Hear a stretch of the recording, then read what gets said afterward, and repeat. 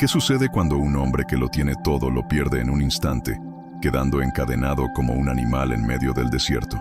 Su única y frágil esperanza aparece en la forma de un niño solitario, un pequeño superviviente forjado por la crueldad del mundo. Pero este rescate milagroso es solo el inicio de una guerra inesperada por el verdadero significado de la familia. Una batalla que los enfrentará a un pasado que vuelve para reclamar lo que es suyo. Te prometo que esta historia tocará las fibras más profundas de tu alma y su increíble final te hará creer en las segundas oportunidades. Si estás listo para un viaje de emociones que no olvidarás, suscríbete ahora mismo a nuestro canal y déjanos un me gusta para que no te pierdas ni un solo relato. Créeme, no querrás que te cuenten cómo termina esto. En medio del vasto y silencioso desierto de Sonora, donde el sol es un martillo incandescente que golpea la tierra agrietada, la vida de Alejandro Vargas se había reducido a un círculo de agonía. Hacía apenas unos días, él era el dueño de un imperio, un magnate de la construcción cuyo nombre se pronunciaba con una mezcla de temor y respeto en las salas de juntas de toda la capital. Su mundo era uno de cumbres de acero y cristal, de contratos millonarios cerrados con un apretón de manos y una mirada que no admitía réplicas. A sus 45 años, había sacrificado todo en el altar del éxito: su matrimonio, la relación con su único hijo y cualquier vestigio de la calidez humana que alguna vez pudo haber albergado. Su vida transcurría en un ciclo predecible de poder, control y una soledad tan vasta como el desierto que ahora lo consumía. El conflicto había comenzado de la forma más brutalmente inesperada. Al salir de su oficina, envuelto en la noche y sus propios pensamientos de conquista, fue arrastrado a la oscuridad de una camioneta sin ventanas. Los golpes, la confusión y luego el silencio abrasador del desierto lo habían dejado allí, encadenado a un mezquite, retorcido como un animal, con un traje de diseñador ahora sucio y desgarrado, un cruel recordatorio de un mundo que ya parecía no existir. Para Alejandro, un hombre acostumbrado a doblegar el mundo a su voluntad, la impotencia era un veneno que se extendía más rápido que la deshidratación. La arrogancia que lo había definido se evaporaba bajo el calor implacable, dejando solo a un hombre roto, cuya única certeza era que su poder y su dinero no valían nada allí. Mientras tanto, no muy lejos de allí, Mateo caminaba descalzo sobre la arena ardiente. A sus 8 años, sus pies estaban tan curtidos y duros como el cuero viejo, y su piel, tostada por un sol que para él no era un enemigo, sino una constante. No recordaba una vida diferente a esa. Era un fantasma que se movía por los márgenes de un mundo que había decidido olvidarlo. Cada amanecer era un nuevo desafío: encontrar algo de comida entre los desechos de los pueblos cercanos, beber agua de donde pudiera y, lo más importante, permanecer invisible.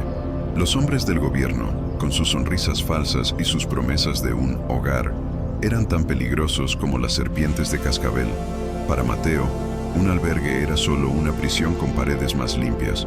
Su única posesión era una pequeña bolsa de tela donde guardaba sus tesoros: una piedra lisa, un trozo de vidrio pulido por el tiempo y media barra de pan duro que debía durarle 2 días. Esa tarde, el hambre lo había llevado más lejos de sus territorios habituales, cerca de 1900, una zona de arbustos espinosos que la gente evitaba. No esperaba encontrar nada más que quizás alguna botella para vender, pero el destino le tenía preparada una visión que se grabaría en su memoria para siempre. Al principio, la figura inmóvil bajo el mezquite le pareció un cadáver, una víctima más del desierto. Se acercó con la cautela de un animal salvaje, sus ojos, 2 pozos de una vejez prematura, analizando cada detalle. Era un hombre grande, con una barba espesa y un traje que, a pesar de la suciedad, gritaba riqueza. Gruesas cadenas de hierro lo ataban al árbol, hundiéndose en su piel. Alejandro, flotando en un mar de fiebre y sed, apenas registró al niño. Pensó que era una alucinación, un espejismo cruel creado por su mente desesperada. Pero entonces, el niño se movió y un gemido escapó de los labios partidos de Alejandro. «Agua, por favor», suplicó con una voz que era apenas un susurro rasposo. Mateo retrocedió instintivamente.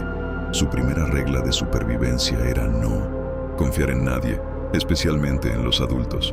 Si ese hombre estaba encadenado, era por algo. Seguro es un hombre malo, pensó, pero había algo en la vulnerabilidad de ese gigante derrotado, en la forma en que su cabeza apenas podía sostenerse, que tocó una fibra sensible en el pequeño corazón amurallado del niño. Vio en él un reflejo de su propia soledad, de su propio desamparo. Con una deliberación que desmentía su edad, tomó una decisión que cambiaría el curso de sus vidas. No te muevas, le advirtió con una seriedad impropia de un niño. Si intentas algo, me iré y aquí te quedarás. Alejandro solo pudo asentir, una oleada de esperanza, tan abrumadora como frágil, recorriéndolo. Mateo desapareció entre los matorrales, dejando al hombre encadenado con la única compañía del viento caliente y la aterradora incertidumbre de si ese pequeño y extraño ángel del desierto volvería. Para Alejandro, la espera fue una tortura. Cada minuto se estiraba en una eternidad. Pensó en su hijo, Daniel, en lo distantes que se habían vuelto. Pensó en su exesposa, en cómo había cambiado el amor por los negocios. Se dio cuenta, con una claridad dolorosa, de que si moría allí, nadie lo extrañaría de verdad. Llorarían por su fortuna, por el poder que representaba, pero no por el hombre. La crudeza de esa revelación lo golpeó más fuerte que el sol. Y entonces, cuando toda esperanza parecía perdida, la pequeña figura de Mateo reapareció.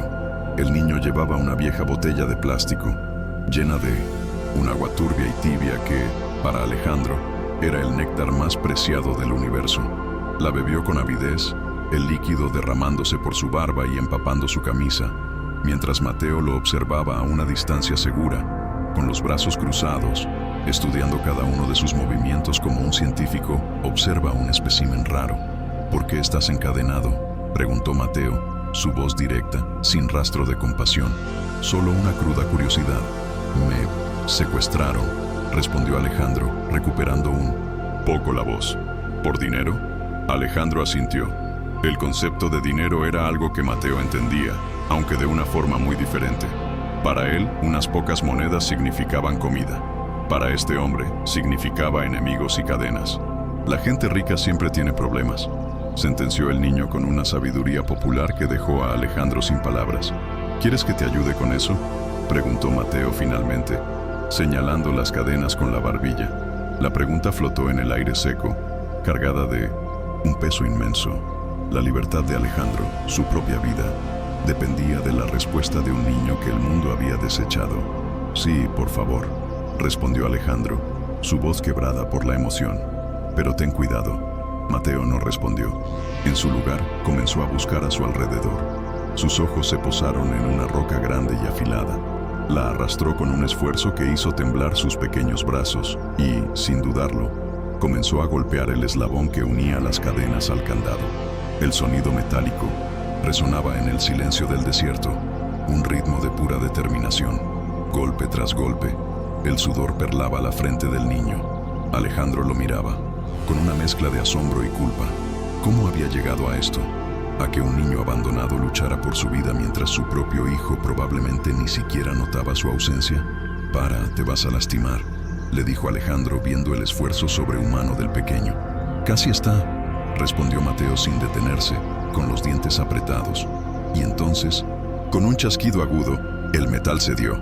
Las cadenas cayeron al suelo con un ruido sordo y pesado, y Alejandro Vargas, el hombre que creía poder comprar el mundo, fue liberado por la fuerza de voluntad de un niño que no poseía nada. Se frotó las muñecas, marcadas por el hierro, sintiendo cómo la sangre volvía a fluir.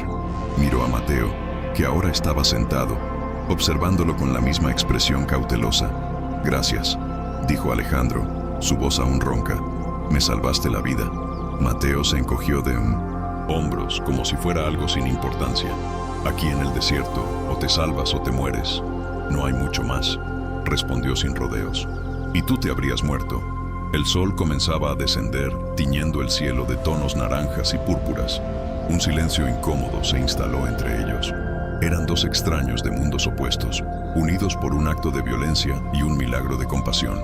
¿Tienes dónde pasar la noche?, preguntó Alejandro, intentando ponerse de pie con dificultad, sus piernas débiles y entumecidas. Tengo mi lugar, respondió Mateo con recelo. Es mío. No pretendo quitártelo. aclaró Alejandro. Es solo que no es seguro para un niño estar solo. La risa de Mateo fue seca y sin alegría. ¿Y era seguro para ti estar ahí encadenado como un perro? El desierto no es seguro para nadie, grandote. Solo hay que saber moverse. La dureza de sus palabras, la verdad innegable que contenían, dejó a Alejandro sin respuesta. ¿Qué clase de infierno había vivido ese niño para volverse tan fuerte, tan cínico a los 8 años? Vamos, dijo Mateo poniéndose de pie.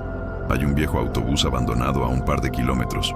Podemos quedarnos ahí, pero si roncas, te saco a patadas. Ofreció esta extraña forma de hospitalidad con una mezcla de rudeza y una compasión casi invisible. Sin esperar respuesta, empezó a caminar, sus pequeñas huellas marcando el camino en la arena.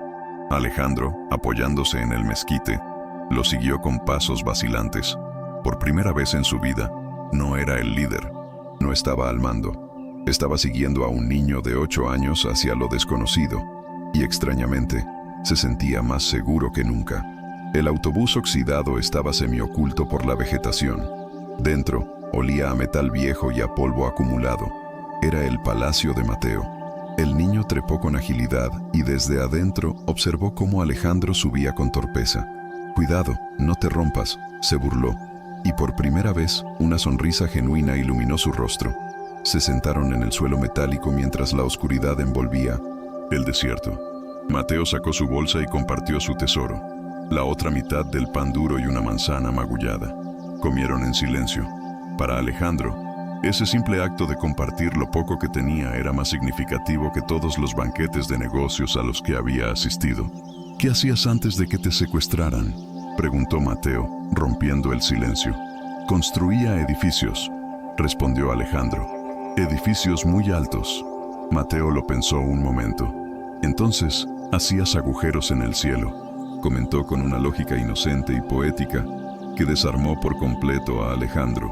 Él, que se veía a sí mismo como un conquistador, un creador de imperios, reducido a un hacedor de agujeros en el cielo, por un niño del desierto. Una risa sincera, la primera en días, brotó de su pecho. Nunca lo había pensado así, admitió. «Duerme», dijo Mateo acurrucándose en un rincón. «Mañana tendremos que caminar mucho». Alejandro se recostó, el metal frío contra su espalda, y observó la silueta del niño. Sintió una punzada de algo que no había sentido en años, una abrumadora necesidad de proteger a alguien. Ese niño no solo le había salvado la vida, le estaba mostrando cuán vacía había sido. En la quietud de la noche del desierto, rodeado por los restos de un autobús abandonado, Alejandro Vargas sintió que, por primera vez, estaba comenzando a encontrar el camino a casa. El primer rayo de sol que se filtró por una grieta en el techo del autobús oxidado despertó a Alejandro. Su cuerpo entero era un mapa de dolor, cada músculo y articulación protestando por haber dormido sobre el frío metal. Pero su mente, por primera vez en mucho tiempo, estaba extrañamente lúcida. A su lado, Mateo dormía profundamente, acurrucado en una bola, con una mano aferrada a su pequeña bolsa de tela como si protegiera el tesoro más grande del mundo. Alejandro lo observó en silencio, estudiando los rasgos de ese niño que la vida había intentado quebrar sin éxito. Vio los rasguños en sus mejillas, los labios resecos, el cabello enmarañado. Era solo un niño, pero se movía con la gravedad de un hombre que ha visto demasiado. Un sentimiento de protección, feroz y primario, se apoderó de Alejandro. No era gratitud, era algo más profundo. Algo que lo conectaba a ese pequeño ser de una manera que no había sentido ni por su propio hijo. Con cuidado para no despertarlo, se levantó y salió del autobús. El aire de la mañana era fresco y limpio, y el desierto, bañado en la luz dorada del amanecer, poseía una belleza serena y brutal, pero Alejandro sabía que esa paz era una ilusión. Necesitaban un plan, una forma de salir de allí. «¿Qué haces?», murmuró la voz de Mateo a sus espaldas. El niño ya estaba de pie, frotándose los ojos, pensando en cómo salir de aquí, respondió Alejandro, su voz sonando más segura de lo que se sentía. «Creo que si caminamos hacia el este, encontraremos la carretera». Mateo soltó un bufido de desdén. «¿Crees? ¿Sabes cuántas veces he caminado hacia el este esperando encontrar algo y solo he encontrado más desierto? Aquí no se cree, grandote. Aquí se sabe, o se muere. Alejandro sintió la punzada de su orgullo herido, pero la sofocó. El niño tenía razón. Él era un inútil en este mundo. Necesito tu ayuda, Mateo, admitió con una humildad que lo sorprendió a sí mismo. La expresión de Mateo se suavizó un instante. No estaba acostumbrado a que un adulto, y menos uno que parecía tan importante, le pidiera ayuda. Está bien, dijo tras un momento. Pero caminamos a mi ritmo. Descansamos cuando yo diga. Si no, el sol te va a cocinar el cerebro. Entendido, jefe, respondió Alejandro con una media sonrisa. Caminaron durante horas bajo un cielo implacable. Para Alejandro, cada paso era una tortura. Sus caros zapatos italianos estaban destrozados, y las piedras del camino se sentían como cuchillos. Se quejaba en silencio, mientras Mateo avanzaba con paso ligero y seguro, como si sus pies descalzos hubieran nacido para ese terreno. El niño parecía conocer cada secreto del desierto, cada sendero invisible. ¿Nunca tuviste una casa?, preguntó Alejandro, más para romper el silencio y distraerse del dolor que por otra cosa. Tuve una, respondió Mateo sin mirarlo, su vista fija en el horizonte.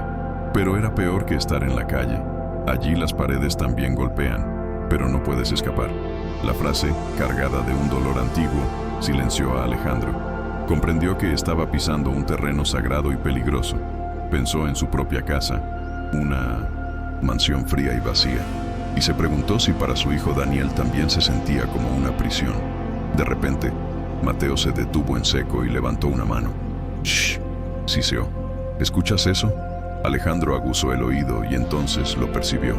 El sonido lejano de un motor. El pánico se apoderó de él.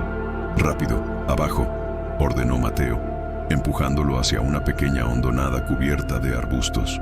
Se escondieron justo a tiempo.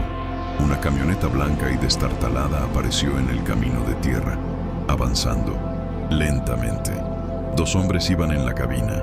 Alejandro sintió que el corazón le latía con una fuerza descomunal, seguro de que los hombres podían escucharlo.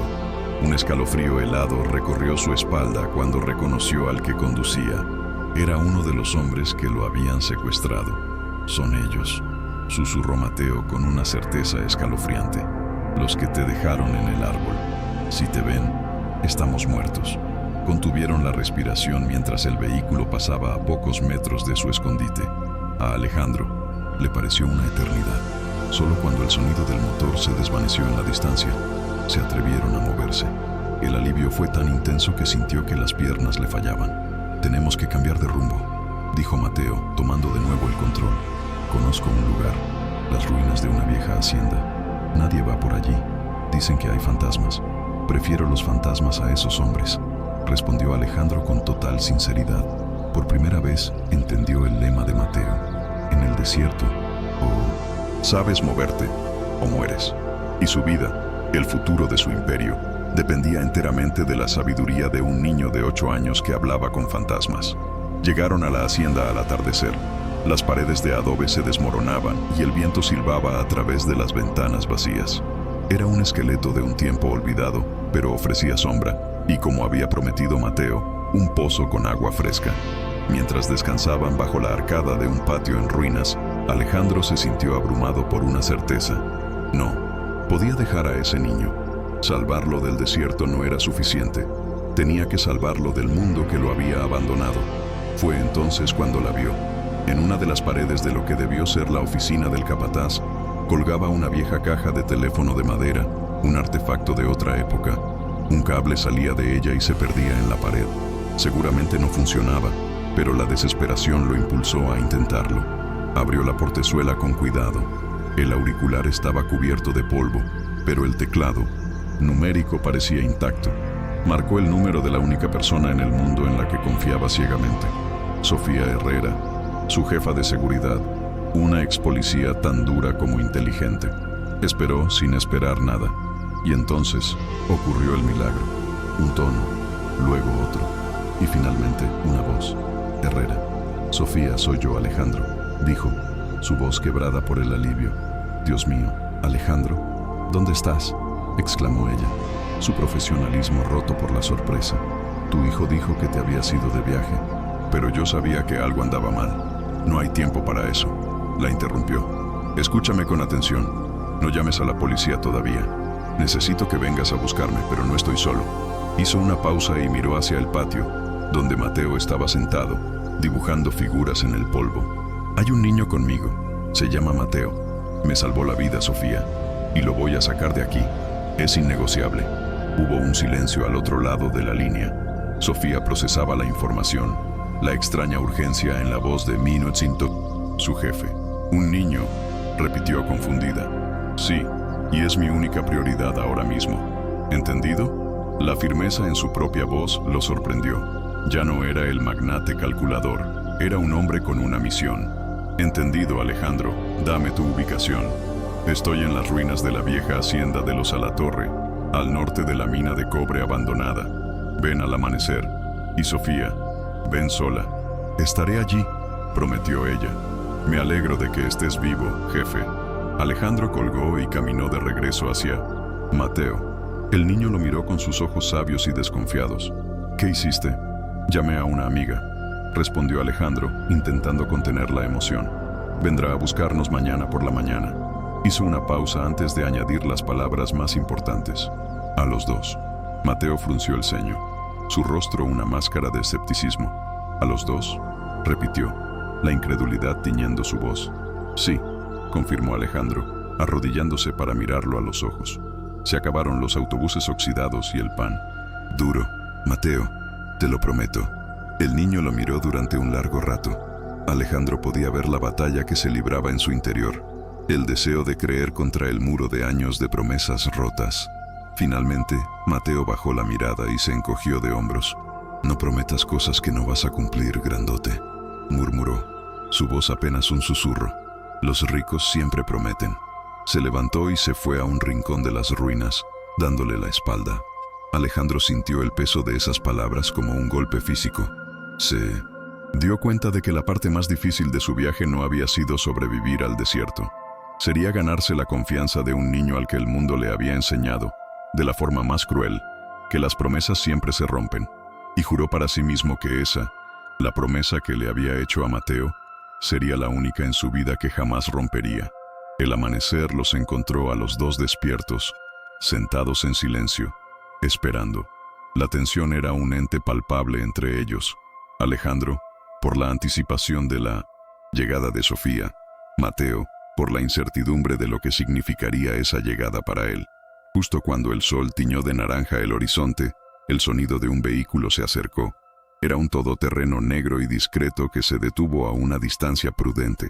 De él bajó una mujer de figura esbelta pero con una postura que irradiaba autoridad. Era Sofía. Sus ojos agudos lo analizaron todo en segundos. El estado de Alejandro, las ruinas, y al pequeño niño que se mantenía pegado a la pierna de su jefe como una sombra protectora. «Jefe», dijo Sofía a modo de saludo, su voz una mezcla de alivio y profesionalismo. Luego, su mirada se posó en Mateo. «¿Y tú eres?», preguntó. Su tono no era hostil, pero sí evaluador. «Él es Mateo», respondió Alejandro, poniendo una mano tranquilizadora en el hombro del niño. «Y viene con nosotros. Sube al coche, hijo». La palabra hijo salió de sus labios con una naturalidad que lo sorprendió a él mismo. Mateo dudó, mirando de Sofía a Alejandro, y finalmente, con un movimiento rápido, subió al vehículo, aferrándose a su bolsa. El viaje a la ciudad fue un borrón de paisajes que pasaban a toda velocidad. Mateo miraba por la ventana, sus ojos absorbiendo un mundo que le era ajeno. No fueron a la mansión de Alejandro, sino a un apartamento de alta seguridad que la empresa poseía en el centro, un lugar anónimo y seguro. Para Mateo, ese lugar era como un palacio de otro planeta. El agua caliente que salía de la ducha, la suavidad de las toallas, la cama con sábanas limpias y la nevera llena de comida. Todo era un asalto a sus sentidos. Se movía por el apartamento con una cautela infinita, como si temiera que todo fuera a desaparecer si hacía un movimiento en falso. Sofía había conseguido ropa nueva para ambos. Cuando Mateo salió del baño, vestido con unos vaqueros y una camiseta que le quedaban un poco grandes, parecía un niño diferente, pero sus ojos seguían siendo los mismos, alertas, defensivos, listos para huir. Esa tarde, la tranquilidad se rompió con la llegada de Daniel, el hijo de Alejandro. A sus 22 años, Daniel era la imagen de la juventud privilegiada. Ropa de marca, una actitud de aburrimiento perpetuo y una mirada que juzgaba todo lo que veía. Había sido informado por Sofía del regreso de su padre, pero no de los detalles. Entró en el apartamento sin llamar y se detuvo en seco al ver a Mateo sentado en el sofá. ¿Y este quién es?, preguntó con un tono de desdén, mirando al niño como si fuera un insecto. Alejandro, que estaba en la cocina, salió al oír su voz. La ira, fría y afilada, lo recorrió. «Se llama Mateo», dijo, su voz peligrosamente tranquila. «Y le vas a hablar con respeto. Me salvó la vida». Daniel soltó una carcajada incrédula. «¿Este niño de la calle? ¿Te has vuelto loco, papá? ¿Ahora recoges mascotas?» «Basta», rugió Alejandro, dando un paso adelante. «Ese niño, como tú lo llamas, tuvo más valor en 2 días que el que tú has demostrado en toda tu vida. Me dio su comida cuando él no tenía nada. Me guió por el desierto cuando yo no podía ni caminar. Así que mide tus palabras en mi casa». La tensión en la habitación era asfixiante. Mateo se había hecho un ovillo en el sofá, deseando ser invisible. «Voy a mi cuarto», susurró, y desapareció por el pasillo antes de que nadie pudiera detenerlo. «¿Qué te pasa?», explotó Daniel en cuanto el niño se fue. «Mamá siempre dijo que te importaban más tus negocios que tu familia, pero esto es un nuevo nivel. Traes a un vagabundo a casa y lo defiendes como si fuera más importante que yo». El golpe de las palabras de su hijo dolió, pero Alejandro no retrocedió. «Quizás tu madre tenía razón, quizás me he equivocado en muchas cosas, pero esto», dijo, señalando hacia la habitación de Mateo, «es lo único correcto que he hecho en mucho tiempo. Él no es un vagabundo, Daniel. Es un niño que necesita ayuda y se la voy a dar, lo entiendas o no. Estás cometiendo un error, siseó Daniel. Ese niño solo quiere tu dinero. O peor, ¿no has pensado que podría ser parte de todo el numerito del secuestro? Sal de mi casa, ahora», ordenó Alejandro, su voz dejando claro que no había lugar para la discusión. Daniel lo miró con furia y desprecio antes de salir, dando un portazo que hizo temblar las paredes. Alejandro se quedó en medio de la sala, el eco del portazo resonando en sus oídos. Se sentía agotado, pero también extrañamente firme en su decisión. La brecha con su hijo se había ensanchado, pero había trazado una línea en la arena. Y de esa línea, del lado de Mateo, no pensaba moverse. Los días siguientes fueron una vorágine de actividad.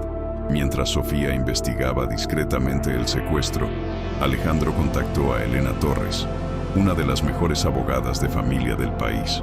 La reunión tuvo lugar en el mismo apartamento.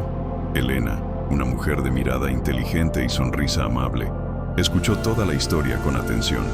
«La situación es compleja, Alejandro», explicó finalmente. «Legalmente Mateo no existe. No tiene certificado de nacimiento, ni registros, ni familia conocida. Es un fantasma para el sistema». «Entonces démosle una existencia», replicó Alejandro con determinación. «Quiero adoptarlo». Elena suspiró. «El proceso será largo y difícil. Lo primero es conseguirle una guarda provisional, pero tenemos que probar que no tiene a nadie, que está, a efectos legales, abandonado». En ese momento, la puerta de la habitación se abrió y Mateo, que evidentemente había estado escuchando, entró en la sala. «No, me abandonaron», dijo con una voz sorprendentemente firme. Todos se giraron para mirarlo. «Yo me fui». Elena lo miró, su expresión cambiando de profesional a genuinamente interesada. «¿Por qué te fuiste, Mateo?»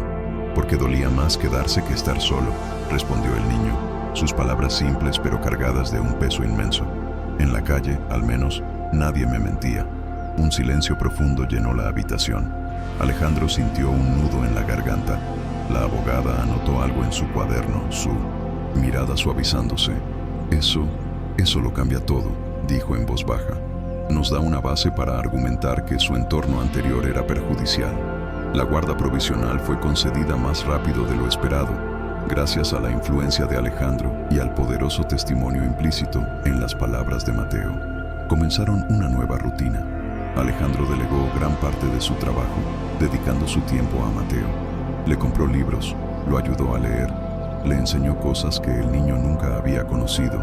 Lentamente, muy lentamente, Mateo comenzó a bajar la guardia. Incluso sonreía de vez en cuando, pero la sombra del pasado era larga. La bomba estalló una tarde soleada.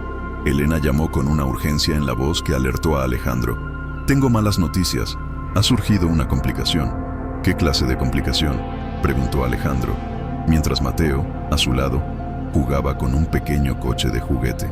«Alguien ha presentado una reclamación formal por la custodia de Mateo», explicó la abogada. «Una mujer llamada Isabel Reyes. Dice que es su madre biológica y tiene un certificado de nacimiento que parece auténtico». Alejandro sintió que el suelo se abría bajo sus pies. Miró a Mateo, que se había quedado helado, el cochecito cayendo de sus manos. «No», susurró el niño, su rostro perdiendo todo el color. «No, ella no». El terror en sus ojos era absoluto, primitivo. «Isabel Reyes», repitió Alejandro, incrédulo. «¿La mujer de la que huyó ahora aparece?» «Dice que ha cambiado», continuó Elena, «que tiene un trabajo, un hogar y que quiere recuperar a su hijo. Legalmente, como madre biológica, tiene prioridad, a menos que podamos demostrar que no es apta». «No es apta.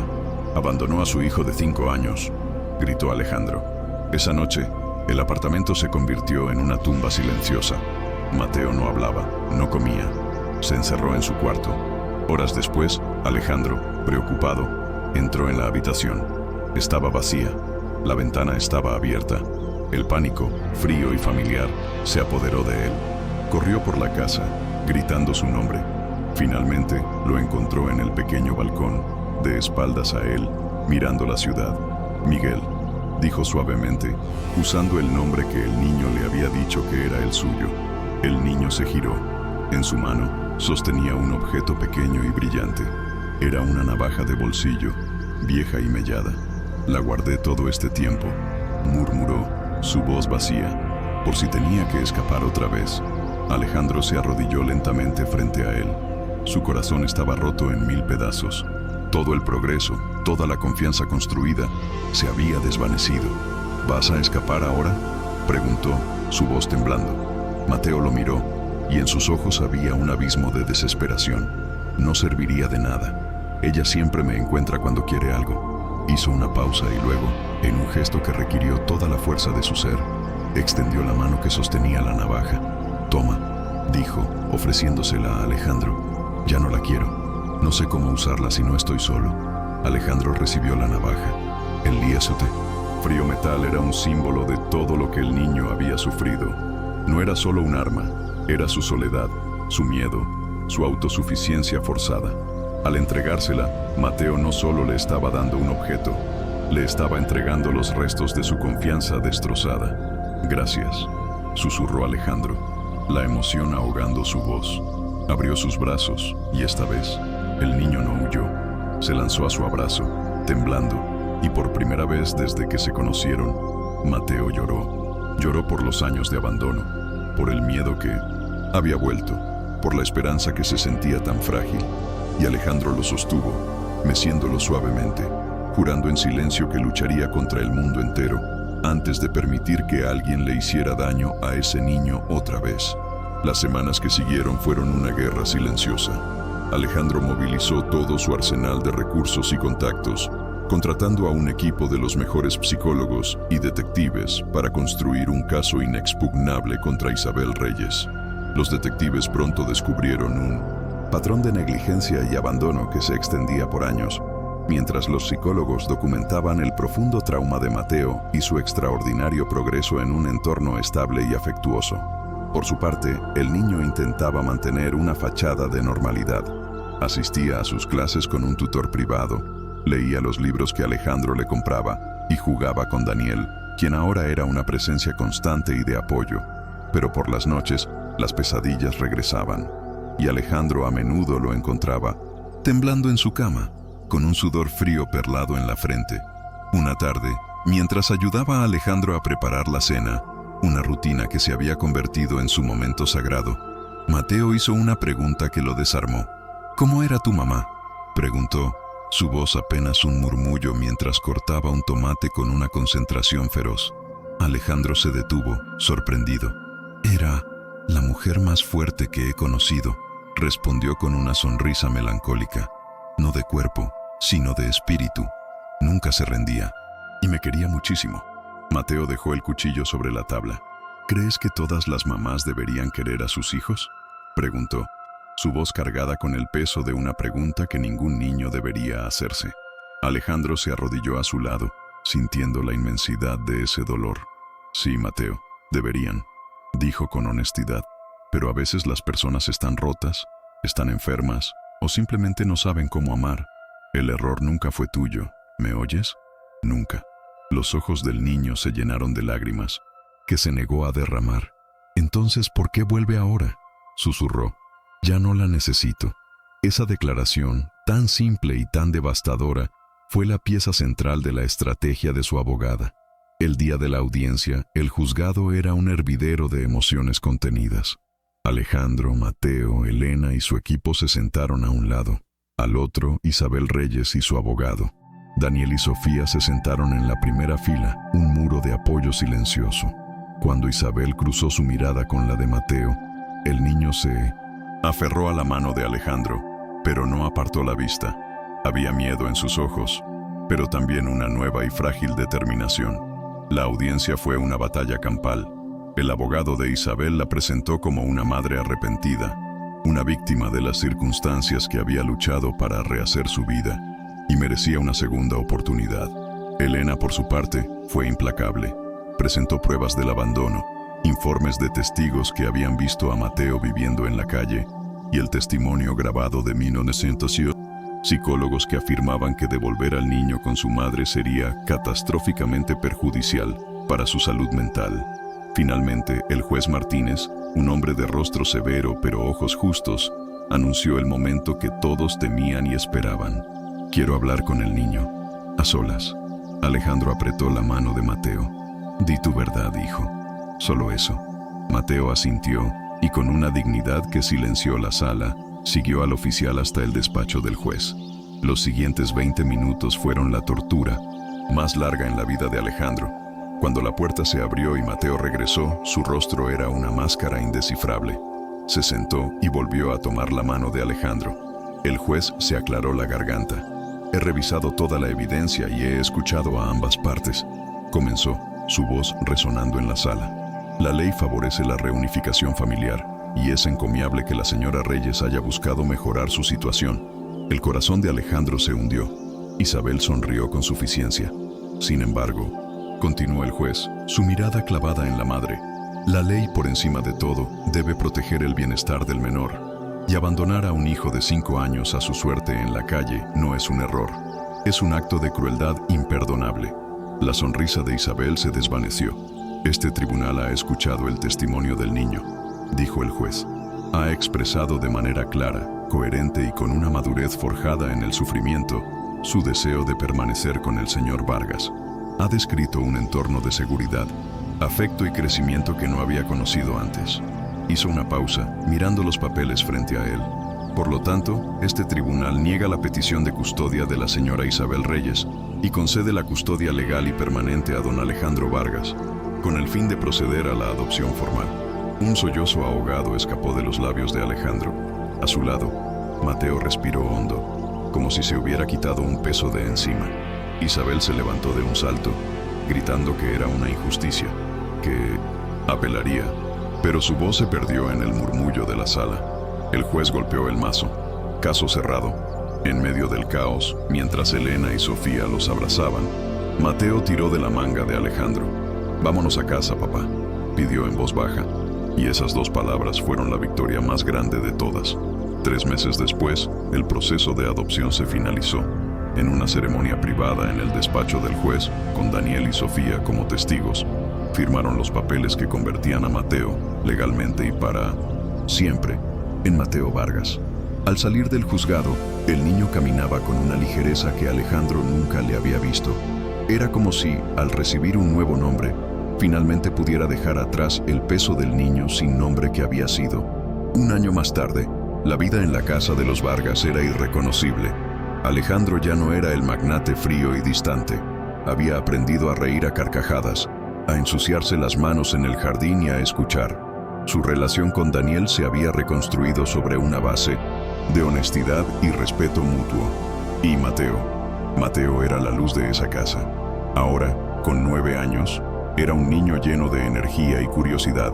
Las pesadillas eran cada vez menos frecuentes, reemplazadas por sueños de estrellas y galaxias lejanas que observaba con el telescopio que Daniel le había regalado. Habían adoptado a un perro callejero al que Mateo llamó Roca, porque es fuerte y siempre está ahí, explicaba. Una tarde, mientras Alejandro lo veía correr por el jardín con el perro, Mateo se detuvo y corrió hacia él con un papel en la mano. «Papá, escribí algo en la escuela», dijo con orgullo. Alejandro tomó el papel. Con una caligrafía infantil pero firme, leyó: «Hay 2 tipos de familias, la que te toca y la que te encuentra. A veces, la que te encuentra es la de verdad. Mi familia me encontró en el desierto. Mi papá estaba encadenado y yo estaba solo. Nos liberamos el uno al otro. Ahora mi casa no es un lugar, es él». Alejandro no pudo contener las lágrimas. Abrazó a su hijo con fuerza, el papel arrugado apretado contra su pecho. Miró el rostro sonriente de Mateo, el futuro brillante en sus ojos, y supo con una certeza absoluta que el mayor imperio que jamás construiría no estaba hecho de acero ni de cristal, sino del amor incondicional de ese niño que le había enseñado que la verdadera riqueza era encontrar un corazón al que poder llamar hogar. Esta increíble historia nos enseña que la verdadera familia no siempre es la de sangre, sino la que te encuentra, te elige y lucha por ti. Ahora te pregunto directamente, ¿crees que el destino nos une a las personas que necesitamos para sanar, o somos nosotros quienes las elegimos? Déjanos tu opinión aquí abajo en los comentarios. Nos emociona leer cómo cada relato resuena en ti. Y para que nunca te pierdas historias tan transformadoras como esta, suscríbete ahora mismo y activa las notificaciones. Es la única forma de asegurar que nos volvamos a encontrar. Un fuerte abrazo y hasta la próxima.